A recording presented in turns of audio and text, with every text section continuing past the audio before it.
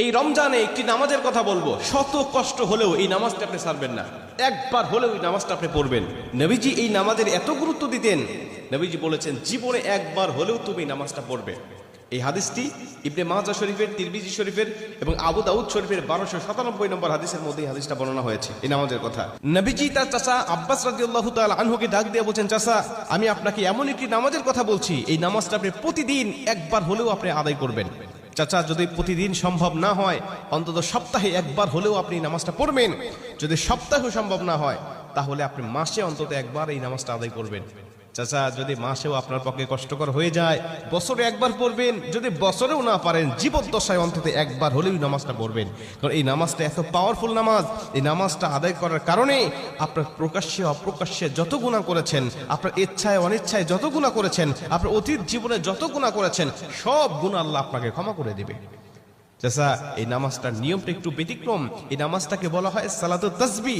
এই নামাজের মধ্যে অতিরিক্ত কিছু তাসবিহ পাঠ করতে হয়। সুবহানাল্লাহ, আলহামদুলিল্লাহ, লা ইলাহা ইল্লাল্লাহ, আল্লাহু আকবার। এই চারটা তাসবিহ একত্রিত করে সুবহানাল্লাহি ওয়াল হামদুলিল্লাহি ওয়া লা ইলাহা ইল্লাল্লাহু আল্লাহু আকবার, এই তাসবিহগুলো, এই বাক্যগুলো এখানে পাঠ করতে হয়। 4 রাকাত বিশিষ্ট এই নামাজ সালাতুত তাসবিহ 4 রাকাত পড়তে হয় এক নিয়তে। 4 রাকাত নামাজে প্রতি রাকাতে 75 বার করে করে মোট 300 বার এই তাসবিহটা পাঠ করতে হয়। সুবহানাল্লাহি ওয়াল হামদুলিল্লাহি ওয়া লা ইলাহা ইল্লাল্লাহু আল্লাহু আকবার, এই তাসবিহটা, এই দোয়াটা 75 বার করে করে প্রতি 4 রাকাতে মোট 300 বার করে আপনি পাঠ করবেন। কি নিয়মে পাঠ করবেন আমি আপনাকে নিয়মটা শেখাচ্ছি। আবু দাউদ শরীফের 1297 নম্বর হাদিসের মধ্যে যে নিয়মটা এসেছে, আমি এই নিয়মটা আপনাকে শেখাচ্ছি।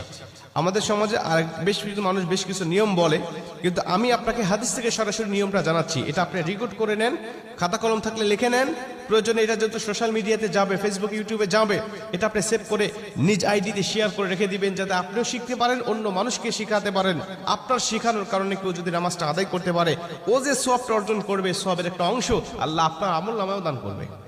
এজন্য এগুলো মানুষের কাছে ছড়িয়ে দিবেন যত সম্ভব হয়। আপনি প্রথমে যখন নামাজটা শুরু করবেন, নিয়ত করবেন, নফল নামাজের নিয়ত করে অন্যান্য নামাজে যেভাবে সানা পাঠ করি আপনি সেভাবে সানা পড়বেন। অন্যান্য নামাজে যেভাবে সূরা ফাতিহা পড়ি ওভাবে সূরা ফাতিহা পড়বেন। অন্যান্য নামাজে সূরা ফাতিহার পরে যেভাবে সূরা মিলান ওইভাবে সূরা মিলাবেন।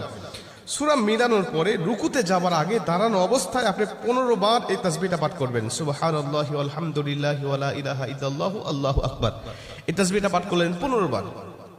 15 বার পাঠ করার পর আপনি রুকুতে চলে গেলেন। রুকুতে গিয়ে রুকুর যে তাসবিহটা আছে, এই তাসবিহটা পাঠ করার পরে সুবহান রাব্বিল আযীম বলার পরে আপনি এই তাসবিহটা আবার পাঠ করবেন 10 বার।